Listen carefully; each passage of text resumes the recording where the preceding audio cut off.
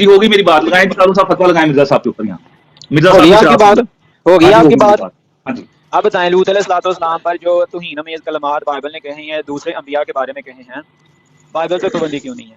مرزا صاحب پر جوزف بھائی یہ گورنمنٹ آف پاکستان ہے. بائبل پہ کیوں نہیں ہے؟ جوزف صاحب گورنمنٹ پاکستانی ہے نا, یہ گورنمنٹ پاکستان ہے. گورنمنٹ احمد نذیر صاحب یار پاسٹر صاحب کو تو چپ کرا لیں, بعد میں انہوں نے ان کی جوتی میں نے یہاں رکھ لینی ہے اگر ان کے ساتھ بات میں نے کی. ان کو کہ خاموش ہو جائیں. پاسٹر صاحب موقع دیں جوزف بھائی سے بات کرنے دیجیے ان کو. جوزف بھائی یوزف صاحب بٹ صاحب آپ سے میری اس بات پر اس چیز پر مناظرہ نہیں ہو رہا تھا کہ مرزا صاحب نے جو پیا تھا وہ وائن تھی اور وہ کون سی وائن تھی یا وہ دوائی کا نام تھا وائن. میرا تو اس بات پر آپ سے میرا مناظرہ ہے یا بات جو ہو رہی ہے آپ سے وہ اس بات پر ہو رہی ہے کہ مرزا صاحب نے جو جناب یسوع کے بارے میں لکھا ہے آپ کہتے ہیں وہ توہین امیز ہے. تو میں نے آپ سے کہا کہ بائبل میں جو سارے انبیاء کے بارے میں دوسرے انبیاء کے بارے میں اس طرح کی عبارات لکھی ہوئی ہیں وہ توہین امیز کیوں نہیں ہیں؟ یہ دوہرا معیار آپ کیوں ہمارے سامنے پیش کریں؟ یا تو کہیں کہ جو بائبل میں لکھا ہے وہ بھی توہین امیز ہے. تو پھر میں آپ سے بات کروں مرزا صاحب نے جو لکھا ہوا ہے میں بھی مانوں کہ ہاں یوزف صاحب بہت سچے اور اچھے انسان ہیں, یہ حق کی بات کرتے ہیں اور انہوں نے حق کی بات کی ہے. دیکھیں نا جو بائبل میں لکھا ہوا ہے انبیاء کے بارے میں تو اس کو انہوں نے رد کیا اور کہا ہے کہ وہاں پر یہ توہینیں لکھی ہوئی ہیں اور یہ توہینیں نہیں ہونی چاہیے تھی. تو میں کہوں یوزف صاحب بہت اچھی. اب مرزا صاحب کی طرف چلتے ہیں کہ مرزا صاحب نے یہ کیوں لکھ دیا.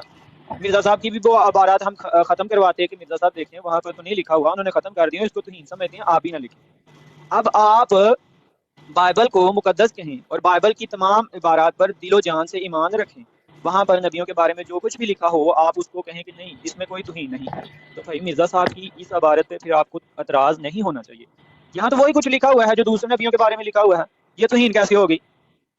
یسوع کو شرابی کہنا پھر یہ توہین کس طرح ہوگی ہے اگر لوط علیہ الصلوۃ والسلام پر اتنا بڑا الزام ہے, اگر دوسرے انبیاء پر اتنے بڑے الزام آپ نے شراب کا کتنی دیر بات کرنی ہے انہوں نے؟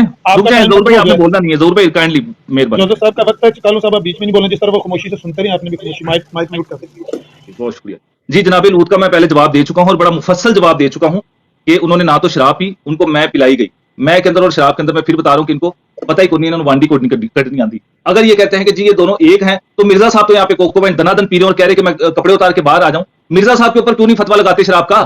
لگائیں یہاں پہ مرزا صاحب کے اوپر فتوا. یہ کہہ رہے ہیں جی جناب لوط بھائی ہم اگر وہ توہین ہے جی, ان کو نبی نہیں کہا گیا توہین ہے, ہم ان کو راست باز مانتے ہیں اور جو ان کے ساتھ ہوا وہ بالکل غلط ہوا اور ان کی بیٹیوں نے یہ غلط کام کیا. آگے سے ان کی 10 پشتیں جو تھی خدا نے اپنی قوم کے اندر شامل نہیں کی. یہ توہین نہیں ہے, یہ ہم نے سچائی بیان کی ہے. دوسری بات یہ کہہ رہے ہیں جی ان کو شراب انہوں نے پی, شراب پی. بھائی کوئی حوالہ ہی نہیں ہے انہوں نے شراب پی ہے. پہلے تو آپ حوالہ دے کے وہ نبی ہیں, آپ کے لیے توہین ہوگی, ہمارے لیے توہین نہیں ہے, وہ ہم ان کو راست باز مانتے ہیں. اب یہاں مرزا صاحب کا کیا کرنا ہے کہ مرزا صاحب کہتے ہیں کہ میں کوکو وائن پیتا ہوں اور مرزا صاحب نے کوکو وائن پی کے کہا ہے کہ میں ننگا ہو کے باہر آ جاؤں. مرزا صاحب کہتے ہیں میرا دل کرتا ہے میں ننگا ہو کے باہر آ جاؤں. مرزا صاحب نے شراب پی ہے, بھائی یہاں پہ مرزا صاحب کے اوپر لگائیں فتوا. اب آئیں جی مرزا صاحب کے اوپر فتوا لگائیں یہاں پہ, کیونکہ مرزا صاحب نے بھی شراب پی ہے.